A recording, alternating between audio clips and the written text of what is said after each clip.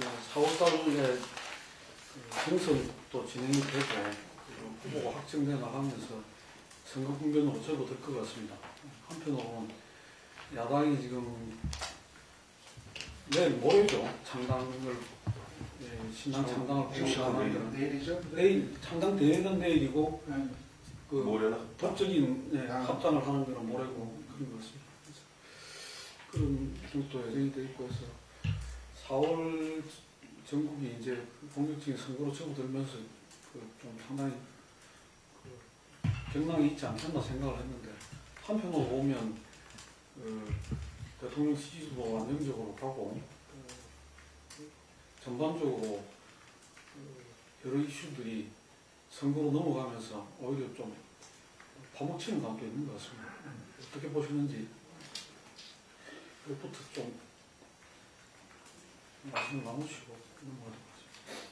일단 뭐 지방선거 전국 이제 출발은 이번 새누리당의 이제 우세 속에서 우위를 지키는 그런 구도 속에서 이제 정세가 되는 것 같아요.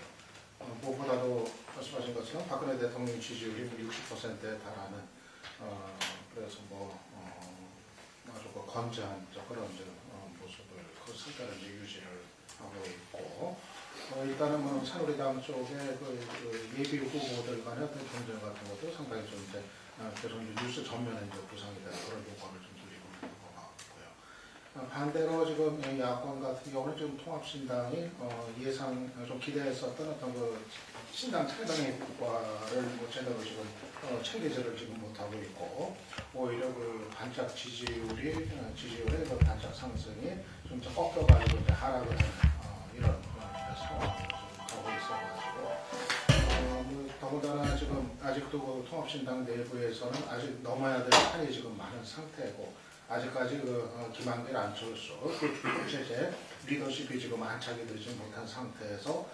기초선거 무공천 문제를 비롯한 지금 내부적인 문제도 상당히 여러 가지가 아직 기다리고 있는 상황이어가지고 지금 이제 통합신당이 어떤 그 반전의 국면 전환을 통한 어떤 반전의 계기를 적극적으로 모색하지 못했을 때는 지금 분위기가 유지가 되면서 전체적으로 새누리당이 계속 이제 주도하는 그런 이제 지방선거 전국으로 전개가 되고 그렇게 보면은 그 야권 같은 경우는 상당히 좀 무기력한 상황으로 좀 내몰릴 가능성도 있는 거 보이는데 아무튼 지금 이제 고비는 일단 이제 신당이 이제 창당한 이후에 과연 좀 국면을 전환시키고 반전시킬 카드들을 내놓을 수 있을 것인지 결국 이제 거기에 달린 거 아닌가 생각이 드네요. 그렇습니다. 보통 선거하면 이제 구도, 인물, 이슈 세 가지 요소가 승패를 갖다 결정짓는다고 하는데 구도 자체는 당초 1여에 2야에서 지난 3월이 전격적으로 보면 김한길, 안철수, 김한길 두 분이 통합을 선언하면서 일단 구도는 1대1 대결 구도가 됐어요. 그 1대1 대결 구도라는 것은 바로 엄격하게 얘기하면 2012년 12월 대선 때 구도로 다시 환원됐음을 의미합니다. 그 당시에도 박근혜를 중심으로 보수가 총결집하고 또 문재인을 중심으로 일반 민주진보가 총결집하고 심지어는 선거 3일, 투표일 3일 앞두고 이정희 당시 통합진보당 후보조차 사퇴함으로써 1대1 대결 구도 그 결과는 다 아시는 바와 같이 51.1대 48의 결과가 나왔죠. 구도는 그러나 어쨌든 1대1 대결 구도가 되었다. 또 인물에 있어서는 어떻게 보면 지금 야당이 사실은 수비하는 입장입니다. 이게 무슨 말씀이냐니까 지난 2010년 지방선거에서 야당이 상당히 선전을 했었죠. 선전을 했고 물론 서울 오세훈, 경기 김문수 됐습니다만 오세훈, 김문수도 없는 지경이고 일단 기초단체 다녀가면 그 당시 야당이 압승을 거뒀어요. 그동안 사실상 여권이 비교적 수월하게 선방을 했던 충청 지역에서도 이시종, 안희정 두 분 돌세가 되고 지금 어쨌든 수도권 세정만 해도 박원순, 송영길 다 수비하는 입장입니다. 수비하는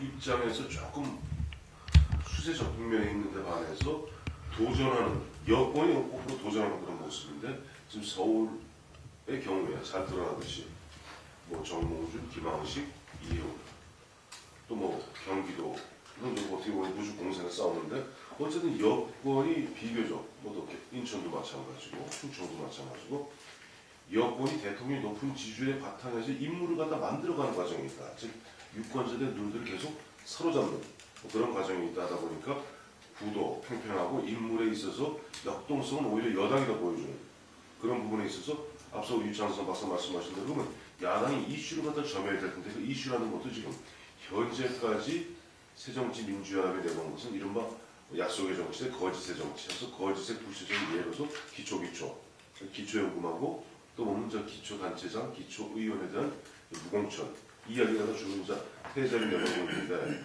기초연금 문제는 또 오히려 보면은 여당한테 되치기 당하는 그런 측면도 있어요. 여당에서는 오히려 야당이 뭐 발목을 잡으면서 부여정당은 야당 아니냐, 민주당 아니냐 이런 식으로 이슈가 좀 혼재되어 있는 그러다 보니까 지금 선거 70일 남은 이 시점에서 봤을 때 상당히 요동치는 가운데 전반적 흐름 자체는 우리 지난 총선 대선에 이어서 지방선거, 지방 권력까지 장악하려는 여당의 기세가 좀 드센 반면에 오히려 수비하는 입장에 있는 야당이 보면 내부적으로 조금 보면 좀 파열은 균열음이 있는 가운데 수비의 어떤 견고한 수비의 그 뭐랄까 진영을 갖다 못 짜고 있다. 그렇게 보는 것이 현 시점에서의 어떤 판단인 것 같습니다. 네. 새누리당하고 새정치민주연합의 지지율이 지금 지지율 격차가 3월 셋째 주 현재 14.8%까지 리얼미터에서 벌어졌고 그보다 앞서 발표된 한국갤럽은 14%까지 벌어졌고 안철수 의원의 경우에는 지난 주 중후반에 광주에서 악수도 거부당하는 그런 일이 있었는데 개인적으로 지지율이 광주 전남 전북에서 한 3%포인트가량 지지를 빠졌고 전국적으로도 그 정도 빠지면서 대선 주자 지지율에서 정몽준 후보에 비해서 좀 격차가 벌어지는 그런 결과가 지금 초래가 된 상황이고요.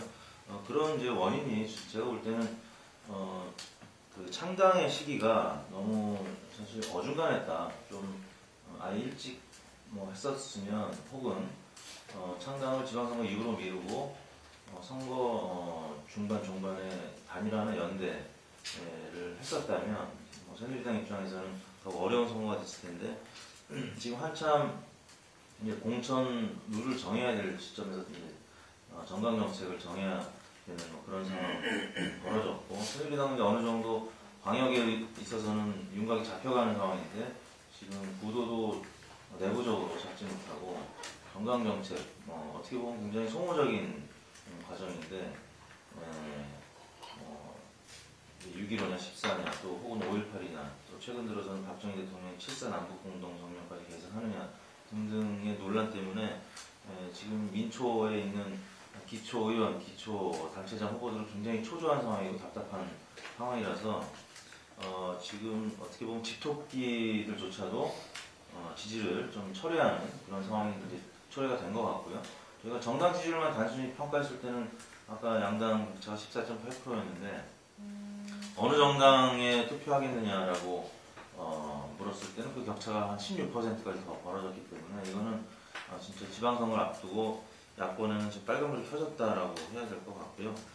향후에 이제 4월달 들어서도 오늘 당장 어제였죠. 문재인 의원이 기초공천 안 하는 거에 대해서 굉장히 우려를 표명하고 물론 이제 그 약속을 철회하자는 얘기까지는 직접적으로 안 했지만 당원들의 의견을 물어야 되고 설득해야 된다는 이제 얘기를 했습니다만 일단 안철수 의원과 김한길 대표한테는 좀 각을 세우는 것으로 읽혀지고 있기 때문에 또 이제 구체적으로는 당 시도당 차원에서 이제 공천 과정에 있어서 상당한 또 파열음이 왜냐하면 양측의 인사들이 또 공천을 받기 위해서 치열한 경쟁을 할 거기 때문에 글쎄요 그 후보들 입장에서는 정당 지지율이 향후에 올라가기보다는 오히려 좀 지켜내기조차도 좀 어려운 대외적인 환경이 어렵기 때문에 야권에서 참 어려운 지형 속에서 일단 시작하게 됐다 이렇게 평가할 수 있을 것 같습니다.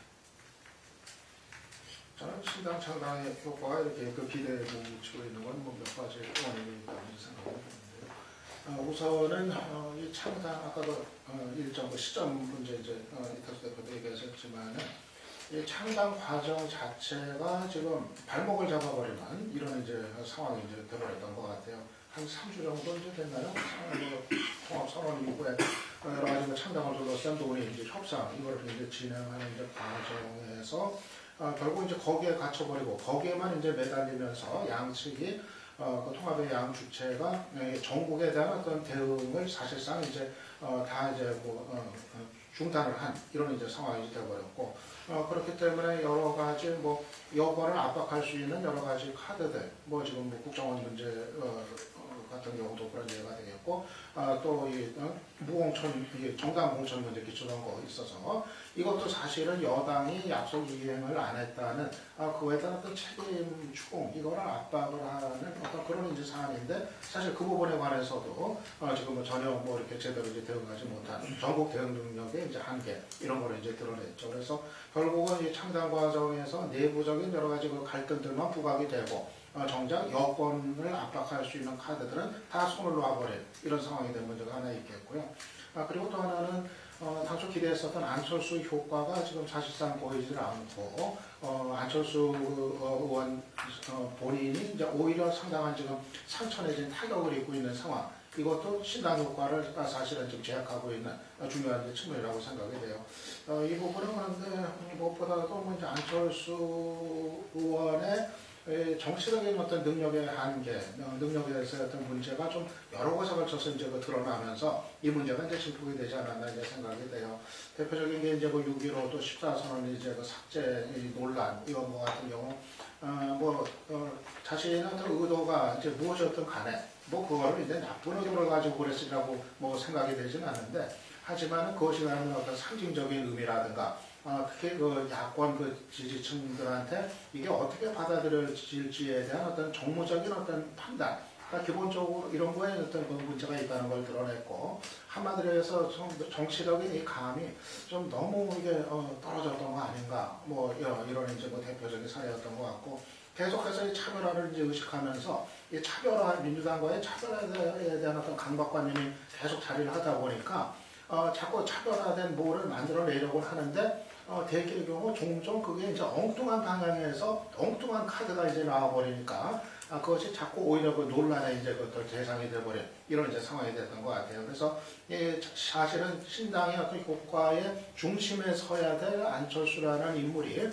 오히려 논란의 중심에 서는 이런 상황이 되면서 이 신당 창당의 그 효과가 지금 이렇게 나타나지 못하고 있는 결정적인 원인이다 생각이 되는데 저는 이 상황이 이대로 가면은 아마 그 통합신당은 이제 물론이고 그리고 이제 안철수 의원 같은 경우도 정치적인 어떤 그 앞길을 내다보기가 대단히 어려운 상황으로 가버릴 수 있지 않을까. 선거 이후에라도 그렇다면 지금 통합신당도 그렇고 안철수 의원도 그렇고 지금 무공천 문제라든가 여러 가지 문제들이 있는데 뭔가 상황을 반전시킬 수 있는 그런 어떤 승부수나 어떤 카드들을 적극적으로 지금 강구를 해야 될 때가 아닌가 저는 그렇게 생각을 합니다. 전번달 우리가 이제 자삼회 했던 시기에서의 여러 가지 이제 판단과 저거하고 붙여보면 그때 당시는 야권이 이제 안철수 신당 새정치연합하고 이쪽 민주당하고 나뉜 상태에서 벌어질 수 있는 여러 가지 부분들을 예측을 하고 또 그것이 초래할 수 있는 이제 상황 이런 거를 많이 이야기를 했었는데 그게 이제 당시로서는 야권이 참 가장 큰 딜레마였다고 봅니다.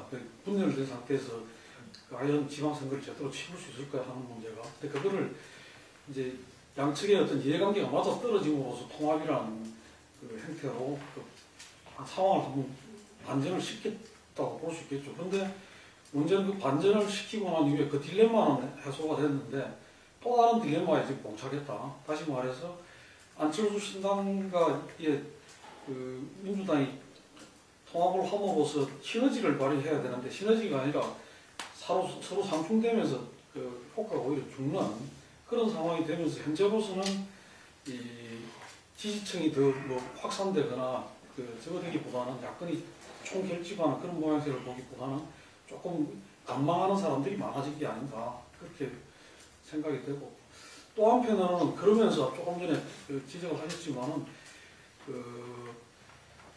여러 가지 이슈나 쟁점에 있어서 대여 공세가 상당히 이제 야권 내부 사정 때문에 뭐 제대로 된 게 하나도 없다.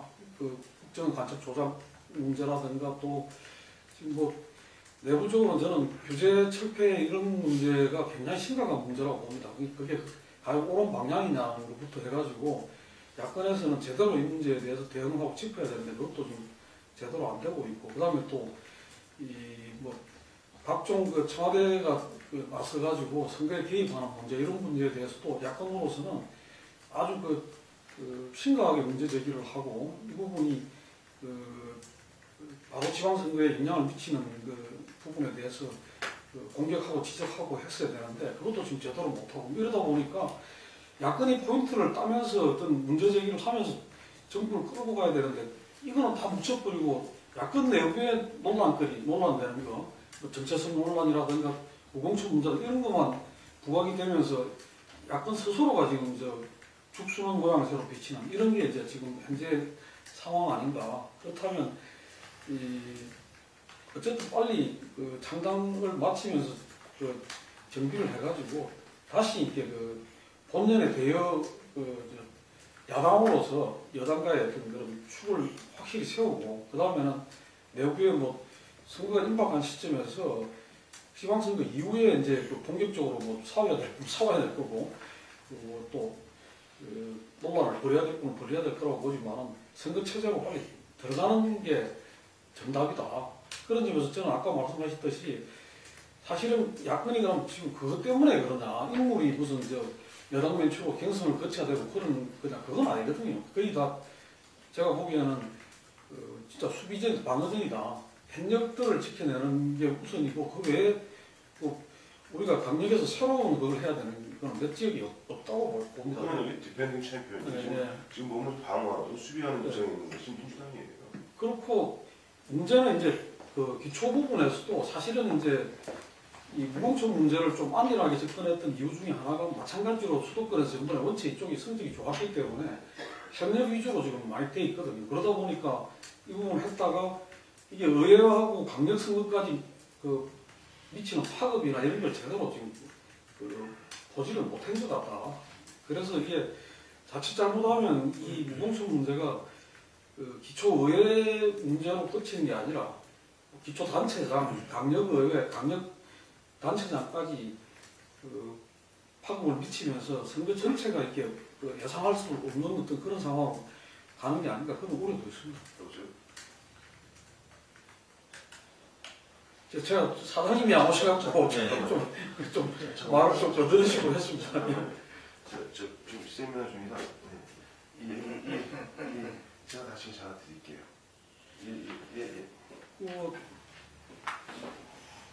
좀 총론적인 부분은 근데 이제 보면은 사실 아까 우리 이선배 말씀하신 바와 같이 이렇게 보고 좌담하고 나면 내일 무슨 일이 일어날지 사실 걱정이 좀 되는데 근데 나 보면 지금 새정치민주연합 보면 내일 이제 창당하고 모레 합당해서 이제 본격적으로 출범하잖아요.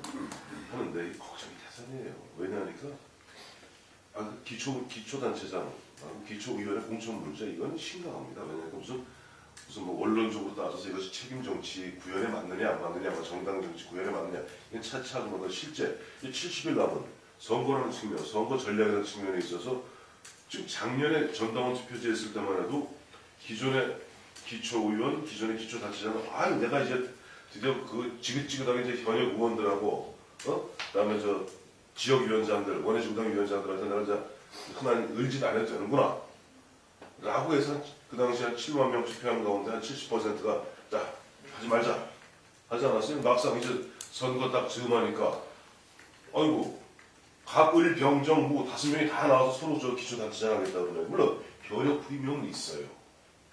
그런데 현역도 지금 제가 사는 도봉구만 해도 좀 이동진 구청장 이제 보면 몇 번 받을지 모르고 또 이동진만 나오느냐 혼자 나오는 게 아니거든. 여럿이 나와요. 또 기초의원은 더 복잡합니다. 거기에다 지금 보면 박지원 의원 그렇죠, 정동영 전 의원 그렇죠, 심지어 이제 문재인 의원까지 나서갖고 자 앞서 우리 이제 이택수 대표 말씀하셨습니다만 어제 문재인 의원이 자 이 기초 무공천 문제에 대해서 한번 논의를 해보자 하는 자체가 하지 말자는 얘기예요. 그건 흔히 정치적 문법으로 자 이거 다시 한번 얘네 경로에 붙여서 이미 지난해 굳이 따지자면 지난해 7월에 전당원 투표제를 통해서 당론으로 정했고 이번에 안철수하고 합당, 안철수와 결합, 안철수와 결합의 대전제가 바로 이 무공천 문제인데 그래서 안철수가 그 무공천을 갖다가 바로 이번 본인이 지향했던 새정치와 정치개혁의 절대적 화두라고 해서 결합했는데 이거 포기할 수 없는 거 뻔히 알면서 보면 박지원, 심지어 정동윤 전 대표 같은 경우 이런 얘기 하잖아요. 이번에 만약에 구청장 전멸하면 그건 오로지 다 안철수 네 책임이다. 이런 식으로 이야기하는데 막상 이런 분위기라면 3월 26일 내일, 3월 27일 모레 이른바 창당하고 보는 민주당과 합당해서 새로운 제3신당이 나온 그 이후에 실제 4월에 가면은 저는 이 무공천을 갖다 포기하게 되는, 처리하게 되는 그러한 상황도 발생할 수 있지 않겠는가. 내지는 지금 일부 나오는 대로 예를 들어서 무소속 5명 후보 중에 우리 중에 실제 공천의 효과를 갖다 누릴 수 있게끔 특정 후보에게는 옷을 강제한다든가 심지어는 안철수, 김한길, 안철수 성명에 대한 뭐라고 그러죠? 특허권? 지적 소유권? 이런 별 얘기가 다 나오는 거예요. 자, 그런데 그런 어떠한 형태로 편법을 쓰게 되면은 본인들이 지향하고자 했던 새정치하고 전혀 배치된 상황이 벌어집니다. 저 딜레마인데 이러한 부분들이 실제 두 세력이 결합하면서 물론 시너지 크게 없었습니다만 결합하는데 접착제를 쓰였을런지 몰라도 이것이 지금 보면 향후 70일 남은 선거에 있어서는 엄청난 어떻게 보면 발목 잡는 자충수 중에 자충수가 됐다. 뭐 봐야 될 것이다. 그러니까 그 점에 있어서는 저렇게 해야지 이야기가 균형이 맞다고 봅니다. 그러니까 지난 야당에서 전남원 투표를 실시하고 했던 부분에 있어가지고 이 야당 혼자 어떤 상황이 오더라도 이제 공천을 안 하겠다. 그거를 이렇게 전체하고 하는 투표였느냐? 그건 아니라고 봐요. 그러니까 절대 아니죠. 이 기초 단체 공천이 기초선거 공천이 문제가 있으니 공천 제도 자체를 당분간 그게 영원히 없애자는 건 아니라고 봐요. 일단 없애가지고 몇 번 실시를 해보고 그때 가서 또 부작용이나 이걸 보자. 그게 그 당시에 저였다고 그런 점에서 그 이후에 여당이 공약을 해놓고 지금 계속 마치 그런 일이 없었던 듯이 아무 이야기도 안 하고 그냥 너무 가버리잖아요. 가버리는데 그 부분에 대해서는 지금 마치 별 일이 아닌 듯이 그거 하고 야당이 지금 무공천한다 해놓고 그 이후에 어떻게 변화시키면 마치 큰 그걸 하는 듯이 이야기하는 거는 좀 이 상황 자체를 너무 저는 그걸 끊고 이야기하는 것이다. 물론 선거만 놓고 본다면 그런 이야기가 가능할지 모르겠습니다만 그러나 이게 전체 맥락이 그렇다는 걸 지적을 해야 될 거고 두 번째는 저렇다고 봅니다. 그러니까 지금도 마찬가지로 제도를 지금 개혁을 못하는 상태에서 야당이 선거에 어떻게 임할 것이냐 문제는 지금 보수 언론이나 이런 데서 나서가지고 여당은 제대로 이야기를 안 하면서 야당만 보고 이렇게 저렇게 이야기하는 것이 옳으냐? 제가 보기에는 좀 지나치게 좀 뻔뻔한 거다. 그리고 도가 지나친 거다. 그렇게 보고요. 제가 한마디만 할게요. 여기서 한번 듣기가 좀 민망해서 그런데 지금 이야기하는 것은 야당 얘기라는 것이 여당 얘기라는 건 아니에요. 여당 얘기는 그때 가서 딱 별도하시면 될 것 같고 아니 지금 선거절 가서 야당 얘기라는 건데 무공천 문제를 그러니까 네. 그러니까 저도 앞서 우리 이명식 선배 얘기한 대로 지난해 전당원 투표제를 통해서 한 것은 예를 들어 상대방이 추진해갖고 안 받아들여주면 이번에 자기가 공천하면 되는 거예요. 예를 들어서 누가 표현 잘했더군요. 우리가 내각제를 추진하는데 예를 들어서 한쪽이 안 받아들여서 내각제 개헌이 안 됐어. 그렇다고 우리가 그러면 대통령 후보 안 낼 겁니까? 마찬가지 얘기 아니에요. 네. 그렇다면 지금 어쨌든 여야 간에 서로 간에 누가 약속을 어겼니 말하는 이런 얘기 다툴 것이 아니라 지금 현실적으로 그것이 지금 현재 선거법 개정이 안 됐으면 후보를 내는 게 맞는 거죠. 근데 그거 갖다 보면 어쨌든 약속이라는 틀 갖고 둘이 합쳤는데 시너지가 안 나잖아요. 그리고 우선 당장 내부에서 보면 그 문제 갖고 현실적으로 보면 심지어 문재인 의원조차도 나와서 그럼 다시 한번 논의해보자는 이유가 뭐겠습니까? 그 얘기라는 것이지. 네. 여기에서 무슨 보수 언론이 어쩌고 그거는 우린 얘기하죠. 당신이 뭐라고 그건 여기서 바로 그 얘기를 해야 되는 것이 거기서 새누리당 얘기나 보수 언론 얘기할 그 입장은 아닌 것 같아요. 아니요. 지금 그 대목만 가지고 야당이 이제 지금 무공천 한다는 문제만 가지고 이야기하는 것 같으면 그러니까 그렇게 이야기할 수가 있는데 전체적인 그 그림이 그렇다는 이야기고 일단 뭐 그림 자체는 좀 희한한 그림이에요. 지금 전체적인 그림을 보면은 지금 이제 대선 공약을 이행 안 한 쪽은 목소리를 높이고 그리고 상당히 이제 그 기대를 하고 있고 그로 인한 그 수혜에 대한 선거 결과에 대한 기대를 하고 있고 반대로 공약을 지키겠다고 이제 나선 쪽은 오히려 수세에 몰리면서 그러면서 지금 뭐 전전긍긍하고 있는 그리고 폐색이 이제 짙어가는 이런 분위기. 그러니까 이게 사실은 뭐 좀 이 그림 자체가 좀 이상하게 돼버린 그런 이제 장면이 이제 되는 거죠. 이 문제를 저는 뭐 결자 해지를 해야 되는 거 아닌가 저는 그렇게 생각을 해요. 지금 이제 야당 쪽에서는 이 문제 이게 통합 과정에서 너무 이게 통합의 어떤 결정적인 고리로 이게 부각이 돼버려가지고 거기서 이제 무리를 해가지고 이제 와서는 이러지도 못하고 저러지도 못하고 이런 이제 상황이 돼버린 건데 물론 지금 무공천을 끝까지 유지를 해도 타격이 있고 선거 결과에 폐색이 짙으니까 타격이 당연히 있고 반대로 이거를 번복을 해도 타격이 크게 있죠. 말도 바꿨다. 결국 니들도 그렇게 할 거면서 아마 집중적인 뭐 이제 또 비난 이런 게 또 있겠죠. 결국은 이제 어느 게 그나마 타격을 덜하게 할 최악의 상황을 막을 수 있는 그 야당 쪽에서의 선택일 건가 하는 점인데 저는 뭐 지금 상황에서라도 번복을 이건 하는 게 맞지 않을까 저는 이제 그런 생각이에요.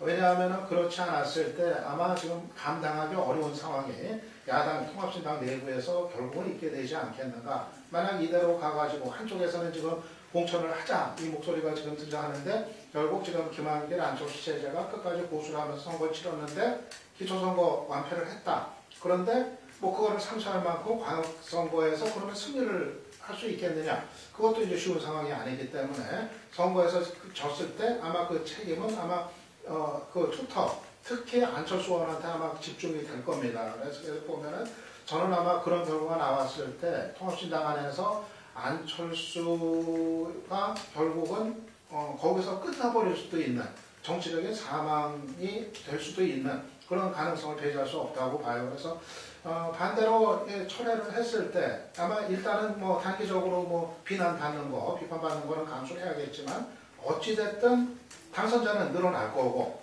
그리고 그것이 어떤 그 반전의 어떤 계기 비슷한 다시 그거로 이제 전열을 정비하고 통합신당 같은 경우가 이제 대여 공세로 나가고 본격적으로 한판 붙고 뭐 안철수, 뭐 박원순, 뭐 김상권 이렇게 또 수도권에서의 어떤 그 새로운 바람을 또 시도를 해보고 여러 가지가 이제 열릴 수가 좀 있을 텐데 저는 이 시점에서 결국은 지금 안철수 의원이 택할 것이 일단은 이걸 번복하면 본인은 사실 망가지거든요. 모양새가 아주 이상하게 되고 정말 리더십이 흔들릴 것 같고 그 위기의식이 있을 텐데 이러다 진짜 어떻게 되는 건가 위기의식이 있을 텐데 지금은 사실은 그거를 넘어서서 이 약속 프레임을 넘어서 가지고 일단은 당내 구성원들 또 야당 지지층의 요구에 화답을 하는 것 이것이 야당 내에서 그 리더십을 보일 수 있는 아마 그런 일이 아닌가. 저는 안철수 의원이 지금 기로에 서 있다고 생각을 해요. 정치적인 그 생명에 있어가지고 그래 타격은 일단 받지만은 그래도 아직은 좀 남아가지고 이거를 기약할 수 있을지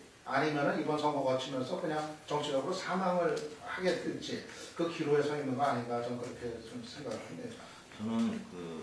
저는 개인적으로 결론부터 말씀드리면 야권이 기초공천을 하면 안 된다라고 말씀드리고 싶어요. 왜냐하면 이미 길거리에 플래카드도 너무 많이 붙어 있고요.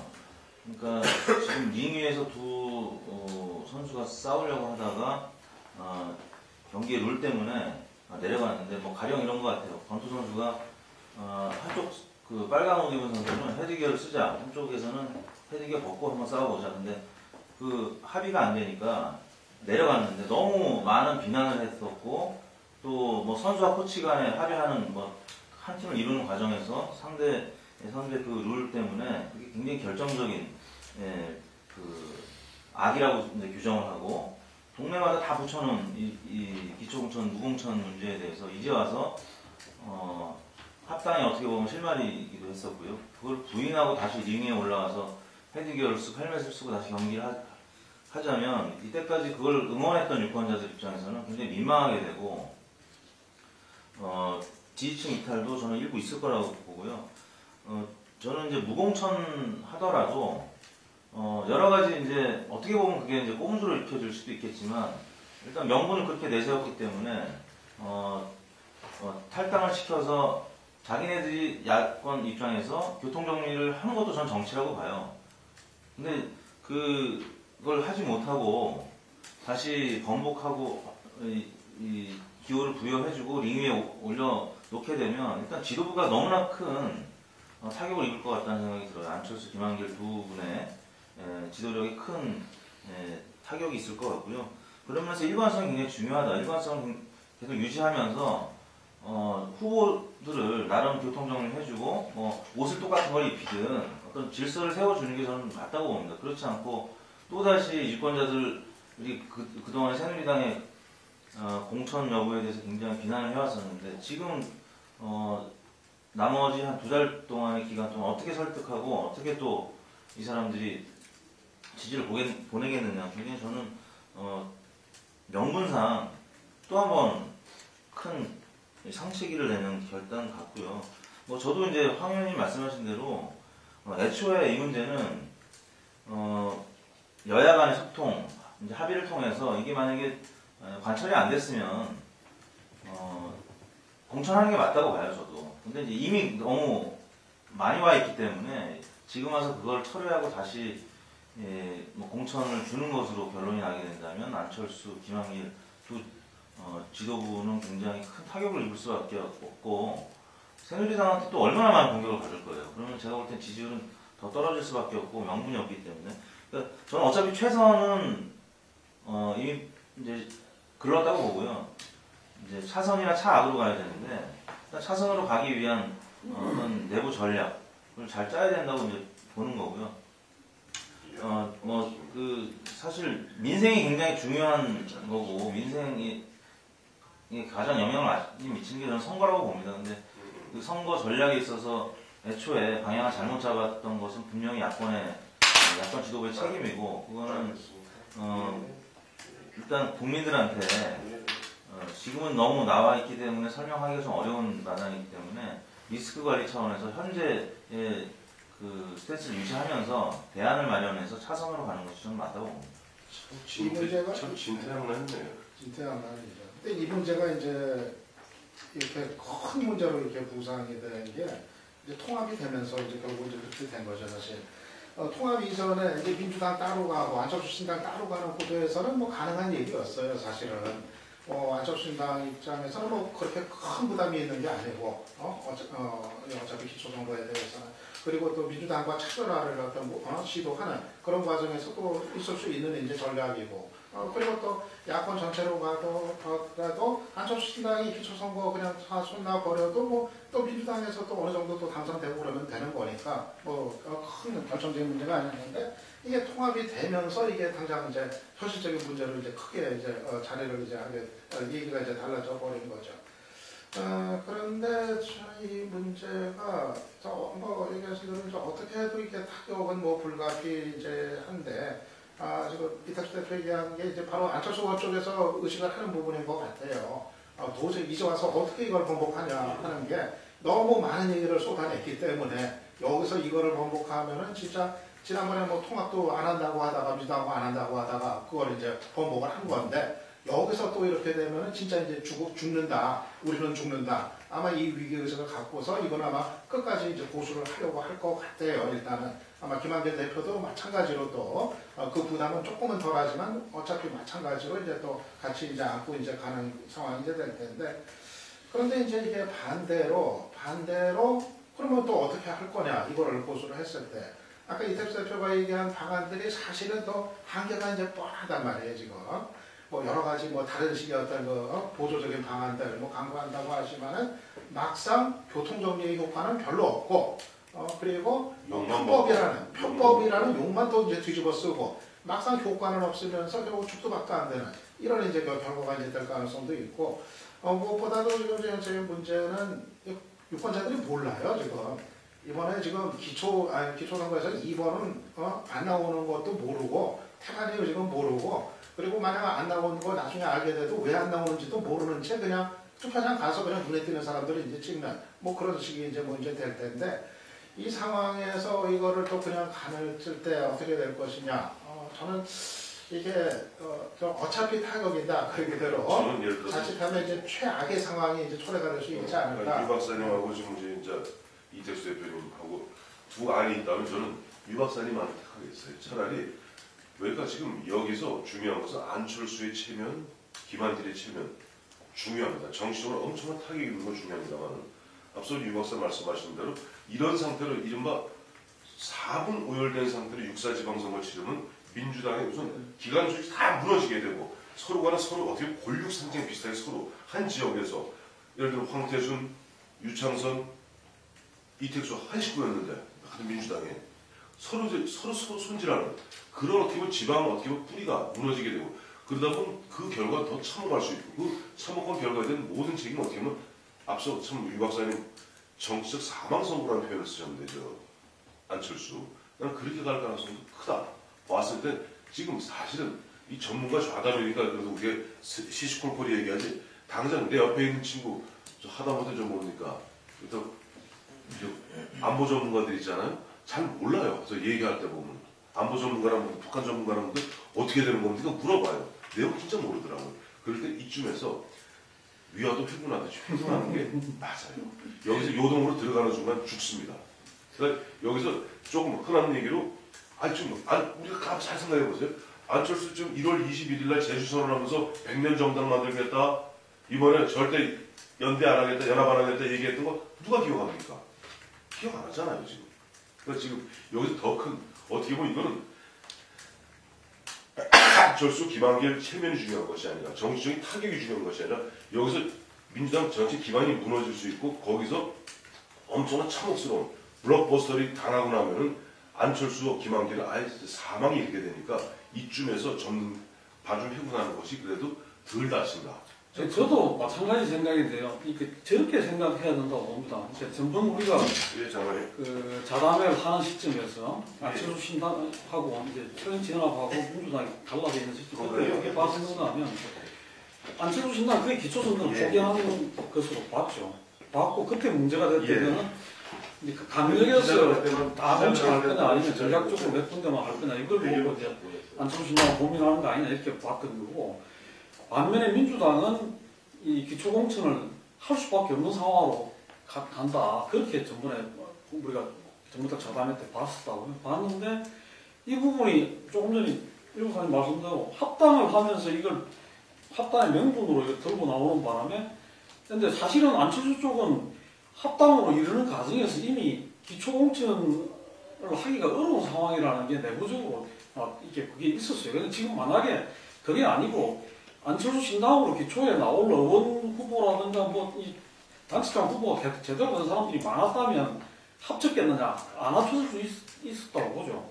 근데 그렇게 합쳤는데 결국은 이건 양쪽이 합쳐가지고 안철수 약속을 명분으로 해갖고 민주당 쪽에 그 조직을 와해시키는 결과를 초래하는 거가 될 수 있단 말이에요. 그러면 조금 전에 말씀하셨던 그런 말에 대한 부담 이거하고 실질적으로 그 정치 현실에서 나타나는 부담하고는 차원이 다른 문제라고 봅니다. 그리고 이거는 이 지방선거라는 게 이 지방자치라는 게 그렇게 쉽게 얻어진 제도가 아니잖아요. 엄청난 그 고난의 과정을 거쳐갖고 이게 만들어진 제도인데 이걸 좀 행해야 된다고. 만약에 생각을 해보십시오. 결과에서 거의 전 지역에서 일당 독식의 어떤 형태로 나타난다 그러면 지방자치제도 자체가 엄청나게 구태하는 거죠.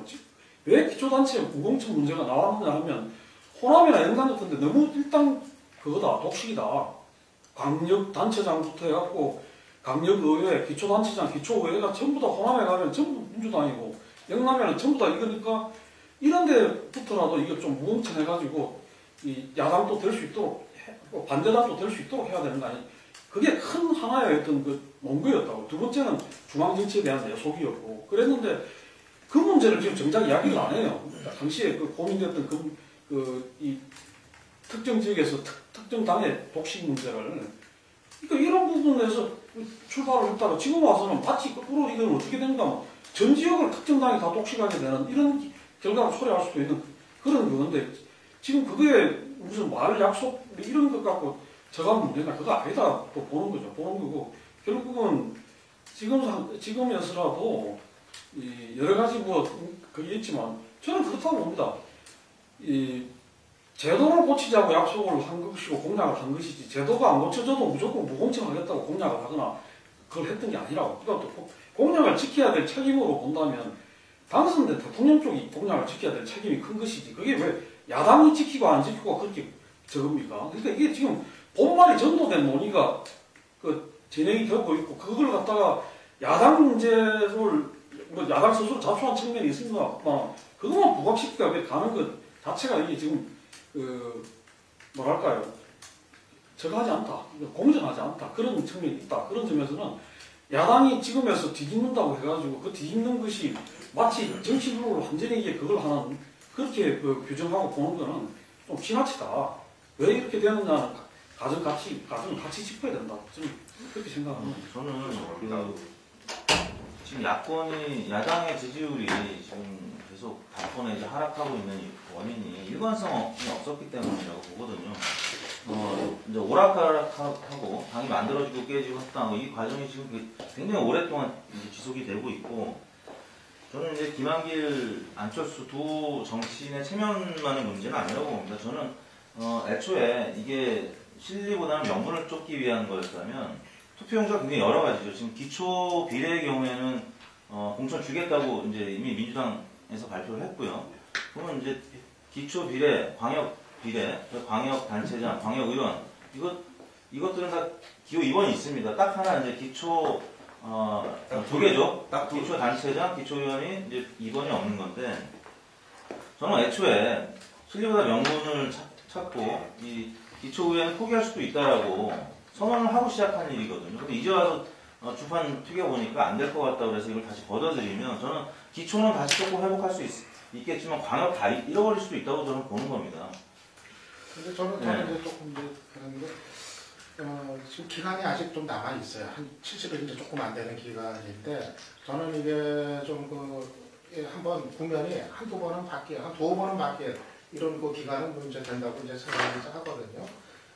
저희로 이제 박근혜 대통령이 대선 공약 많이 하긴 했어요. 했는데도 결국은 지지율이 60% 나오고 있거든요. 저는 뭐 정치인이 이제 무슨 약속을 이제 지켜야 되는 건 이제 중요한 일이지만은 정치라는 것은 뭐 돌아갈 수도 있다. 상황에 따라서 저는 그렇게 이제 좀 생각을 해요. 이런 이제 경우에 있어가지고.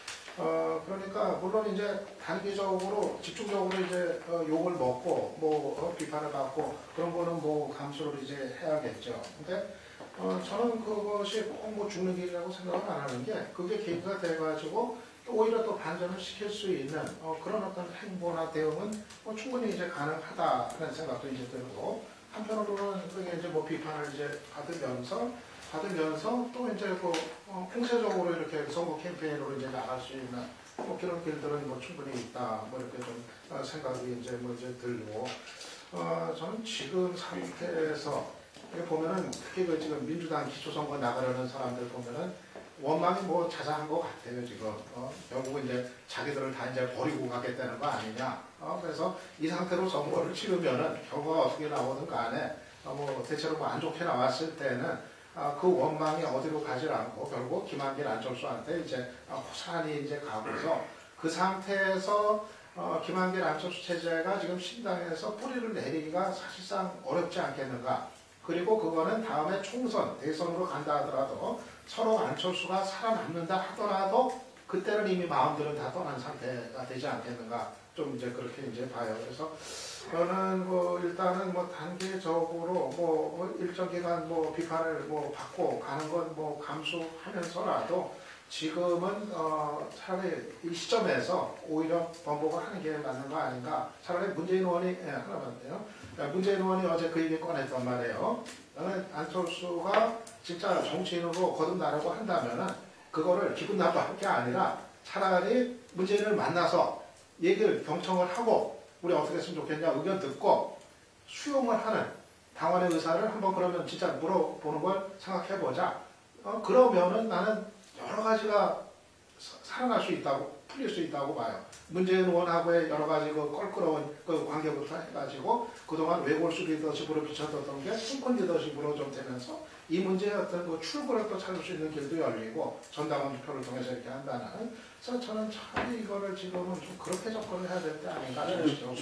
저는 지금 제가 손을 들었던 게 하려고 얘기하려고 했더니 뭐 유 박사님 다 한번 주셨는데 그 마지막 부분 그 얘기하려고 그랬더니 문재인이 그 얘기 던져줬을 때 받아서 한번 그야말로 모든 걸 배치해놓고 얘기해보자. 왜냐면 현실적으로 우리가 현장에 내려가 보면요. 저는 뭐 보면 뭐 대구에서입니다만 여차례 선거를 하다가 시장선거 2번 총괄 지휘해봤잖아요. 그러면 시장선거라는 게 그게 혼자 가는 게 아닙니다. 진짜 선거 막상 지구당을 한번 가보세요. 우리 지구당에 가서 지구당에 책임당원이 1000명이다 칩시다. 1000명 중에 가장 흔한 일 기득권을 누가 갖고 있는 줄 아세요? 군수가 갖고 있습니다.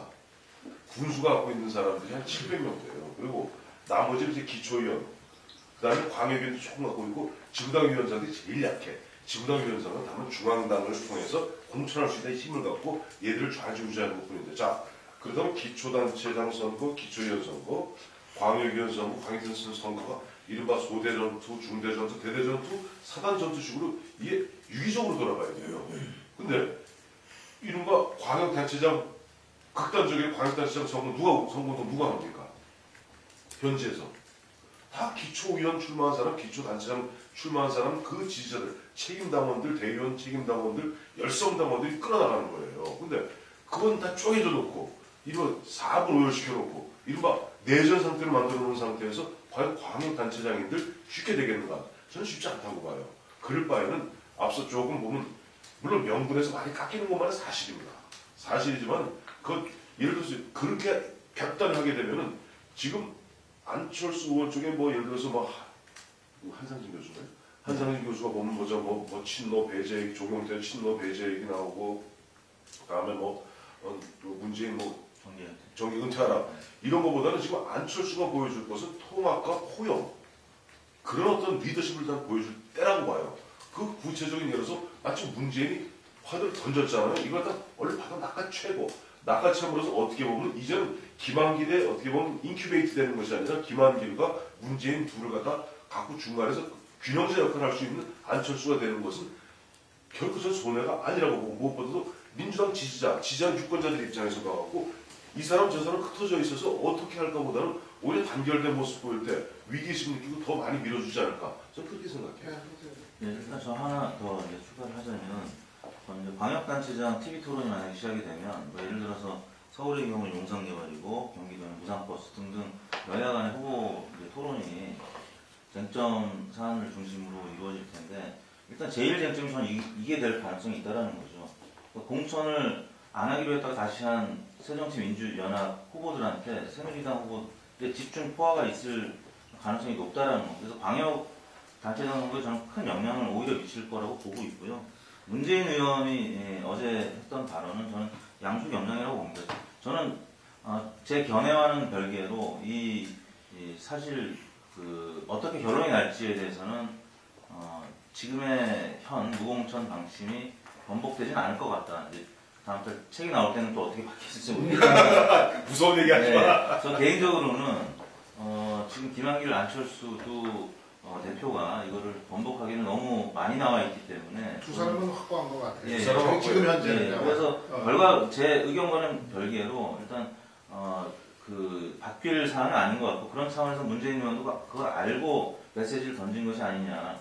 그러니까 6월 지방선거 때 결과가 이제 그렇게 되면 기초의회의 경우 이제 안 좋게 나오겠죠. 그래서 일단 한번 화두를 던지고 거기에 대한 입장 표명이 전혀 없어서는 또 안 될 거기 때문에 그런 차원에서 얘기를 한 것 같고요. 아무튼 제가 볼 때는 기초는 명분상 포기하더라도 저는 광역에서 이기려면 어느 정도 좀 승부를 가져가려면 저는 명분을 지켜야 된다. 네, 이 이야기는 각자 입장은 다 나온 거 같고, 제가 보기에는 요 이야기를 너무 1시간 가까이 했으니까 좀 하고 그 다음 이야기를 넘어가야 하는데, 나는 두 사람이 그걸 번복하라고 이야기하기보다는 몇 가지 테러가 있다. 하나는 뭐냐면 조금 전에 이야기했듯이 민주당 내에 여러 사람들이 지금 문제 제기를 하고 있는 거잖아요. 박지원도 하고 뭐 정동영도 하고 또 이구영도 하고 뭐 또 이 문재인까지 나서가지고 이야기하고 있는 마당이니까 여러분들이 그렇게 이야기한다면 지금 상태에서 새로 만들어진 당에서 공론을 다시 한번 모아보자 이렇게 갈 수 있는 방법이 하나 있고 두 번째는 뭐냐면 이 일각에서 나오듯이 이